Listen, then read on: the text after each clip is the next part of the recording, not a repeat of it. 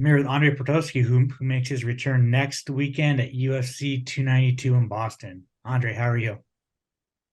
Doing well, brother. Thanks for having me. Of course, dude. Of course, my pleasure. Um, about a week and a half out. How you feeling? I feel good.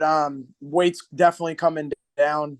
Um, it's coming off. I already lost like 20 pounds, so uh, I feel good. I do. Awesome, Healthy, that not much more I can ask for. awesome, man, awesome. Obviously, you're supposed to return at UFC 288 in New Jersey. What was the injury? I had a torn rotator cuff, and I did not end up getting surgery. The UFC helped me out a lot. I ended up getting stem cells from the UFC, and I did like a 8 week, 6 week like rehab physical therapy for it, and it did end up getting better. What was the recovery process like? So I did the stem cells, and then I took. They required like a week off, so I didn't do anything for a week. And even before that, like I wasn't able to really train for like a month before that. I was just riding my bike every day, trying to stay in shape. And then I did the stem cells. It took a week off, and then when I came back, I started doing physical therapy, and I did physical therapy for like 3 weeks, or I'm sorry, 3 days a week for 6 weeks. Gotcha, gotcha. How bummed were you that you didn't get to fight in New Jersey? Yeah, it was tough, especially since like obviously it's right down the road from my house, and I had a lot of friends and family coming to support. So yeah, that was a tough one. Does fighting in Boston make up for it? For sure. Yeah, we the last time I was in Boston, I watched that was Dominic Cruz versus TJ Dillashaw, and then Paul Felder beat Crookshank on that same card. So I like TD Garden. I think Boston's a great city, and I'm excited to go back and be the one in the cage this time. Last time I was there, I was just a spectator. I wasn't even professional yet. I was still an amateur fighter. Wow. So to be able to go back and be professional and be the one in the octagon is like I really am blessed. Yeah, that's fucking cool. That's very, very cool. Awesome. All right, you're fighting GM3, bro. I feel like you've been calling this guy out for like 700 years. Yeah. So after I beat Maximov, I called him out because he had the most submissions in the division's history. And, I continue to make the same argument is that I'm the best grappler in this division. And so, obviously I want to take out the guy with the most submissions. Like that further emphasizes my argument. Yeah, so on paper, it's a very, very fun fight. I mean, do you think it's going to take, like, obviously, sometimes if it's two really legit grapplers, it becomes a boxing match. But do you feel like it's going to take place on the ground? Um, I'm fine with wherever the fight goes. I will get takedowns at some point in the fight. Like I am a grappler, but I'm really confident wherever the fight goes that I will have the advantage. Awesome, dude. Awesome. Yeah, I mean, you know, obviously GM3 has been around the game a long, long time. And once you got the name, got the opponent, like what do you think of the matchup of itself? And like what do you think of him as an opponent? Well, I was super thrilled because I was coming back. It was going to be my first fight after pulling out. So I didn't know where I was at as far as what the UFC goes after pulling out of a fight. I did give him a good heads up. Like I give him over a month's notice that I wasn't able to train. I wasn't training and I wasn't able to fight. But still, nonetheless, I didn't know and so coming back off pulling out of a fight and then they give me someone I asked for was like I was really thrilled about. I did want to ask, how was it fighting inside Madison Square Garden? Uh-huh. Incredible. Incredible. Yeah. It was like a little bit of a nerve-wracking week, but the fight itself was just like such a memorable experience. Like, and I felt like where I was at on the card, like everyone had just gotten there. There wasn't too many empty seats, and the crowd was definitely into the fight. You know what I mean? And I could feel that. I could feel that energy, and it definitely motivated me in the second and especially the third round. I had a couple big mat returns where my coach was like, lift, mat return, and I was tired, and I did it anyway. And then I heard the crowd cheering, and they were like, USA, USA. And that really motivated me. Like, yeah, gave me definitely more energy. Was that the best crowd that you've ever fought in front of? Yeah, by far, by far. So you go from Madison Square Garden to the TD Garden, like it's just like it's Yeah, what more can you ask for, right? right. Yeah, you also got to remember that, like, my first two fights on the Ultimate Fighter and then my first fight in the UFC were all at the Apex, which was no fans. And then after that, I went to Abu Dhabi, which it was a crowd, but the fans are not comparable to a New York or a Boston crowd. It's like uh what are the white things? The damn, I'm gonna get canceled here. Yeah, it's like the whole crowd is guys wearing the headpiece, and they're very mild mannered. Like they don't cheer very loud, they don't get excited. So it's just a completely different energy and vibe from MSG or Boston. Is there any other arenas that like you want to check off your bucket list? Yeah. Well, the only thing bigger, I think. Well, actually, I think the O2 Arena is the same size as Madison Square Garden, but I don't think there's much bigger than that. Right. No, absolutely. But I do. I would love to fight in front of London crowd.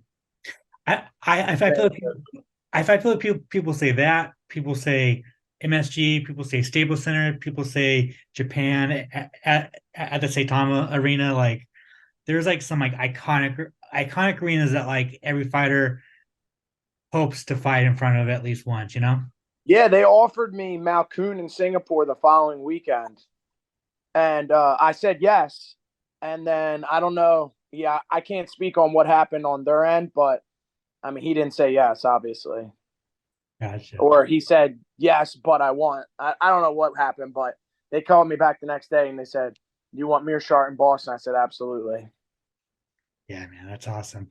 Awesome. Well, all right. Well, at the end of the day, man, UFC 292, August 19th against GM3. How do you get your hand raised? Submission. I want the submission. It would mean a lot to me to submit the guy that has the most submissions. Mm, I love that. I love that. But most importantly, a win, and then getting the finish. The finish is definitely important to me. Um, but I would love the submission. That would make it sweet.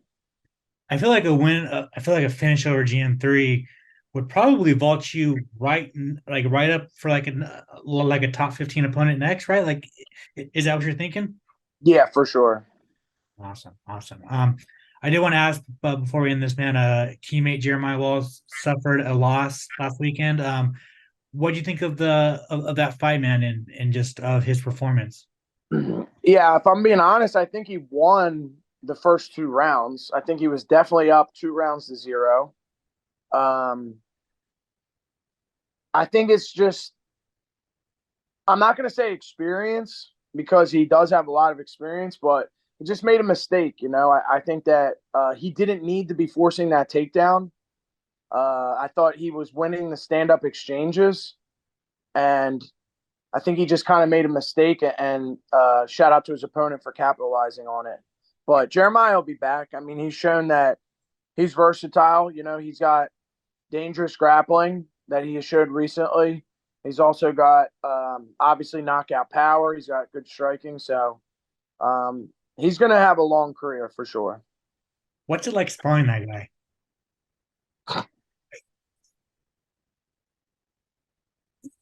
He's wild, man. He's wild. That's for sure. I'll leave it at that, man. He is. lot of spinning stuff. He throws a lot of spinning stuff, a lot of power.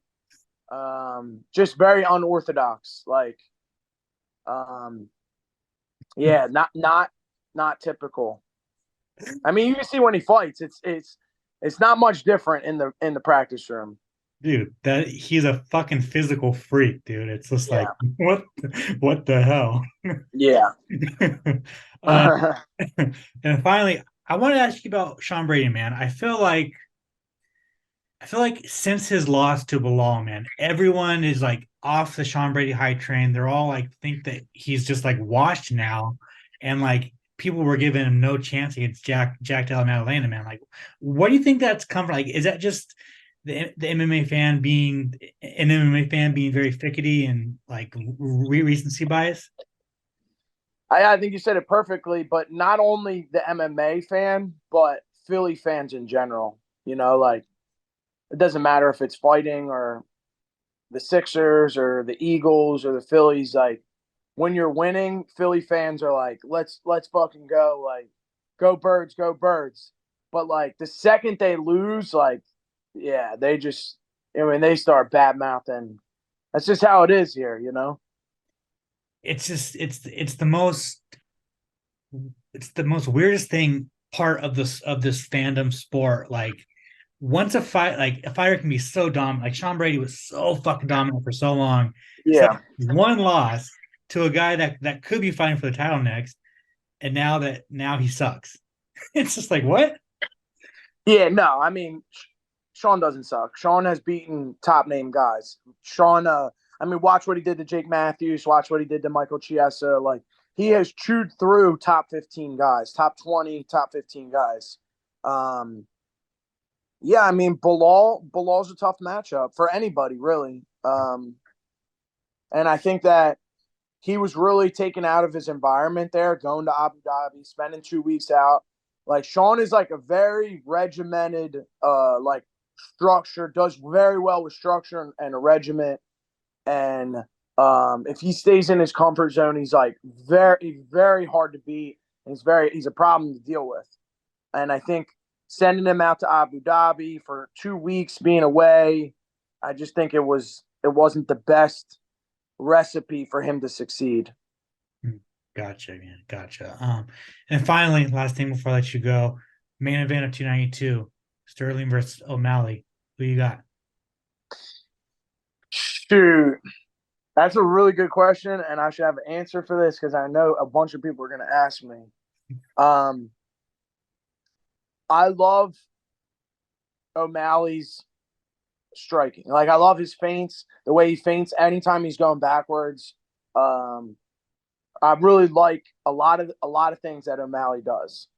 With that being said, I just think Sterling is so much bigger, and it was the same way when people were asking me about the Cejudo fight. They're like, you know, should I bet on Cejudo? Should I bet on Cejudo? Like he's a better wrestler. This is an easy pick, and I'm like, dude, you got to remember that Cejudo was a 25 pounder and Sterling is massive, like massive, way bigger than Cejudo and way bigger than Sean O'Malley, in my opinion.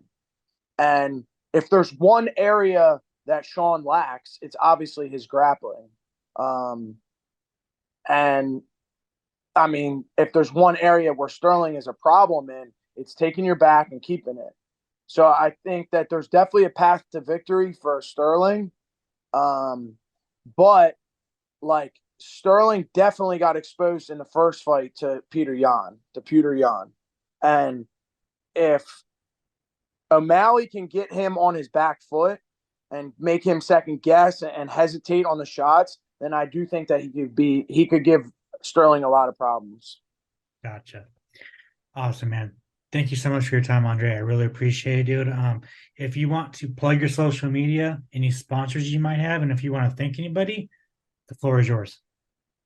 Yeah, follow me on Instagram at Andre Petroski and then Twitter at Petroski Andre. Yeah, shout out to all my sponsors, especially US Logistics. And tune in August 19th. Shout out to my coaches, John Marquez, Eddie Torres, Jonathan Webb. It's definitely going to be a good night of fights. Make sure to subscribe to the LowKick MMA YouTube channel for all the latest news, event previews, and interviews with some of the biggest stars in MMA.